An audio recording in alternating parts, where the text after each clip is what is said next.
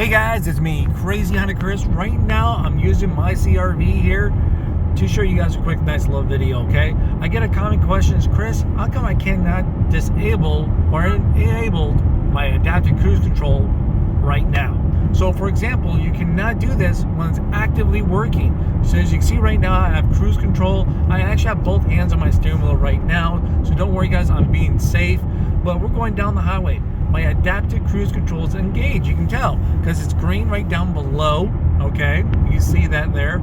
And you have the little speedometer with the car. So that's your adaptive cruise. We have our distance set right now. So as I click and hold the button down, the button I'm going to be talking about here, it's going to be actually this button right here to switch. This is going to be the distance button. So as you select this, you can select the distance between you and the car in front of you. So more lines means further away, less lines means you're going to be closer to that car. Okay, so now as you click and hold this button, it's going to allow you to enable and disable to switch between adaptive cruise and your standard cruise control. But as I'm holding that down right now, it will not switch between those two. That's because it's actively working. So I have to disable my adaptive cruise, all right? Turn it back on. There it goes in white, so it's not actively working. I click and hold that button down, and there we are. Now we're switching on the road while the vehicle's in motion to a standard cruise. Click and hold it again, adaptive cruise.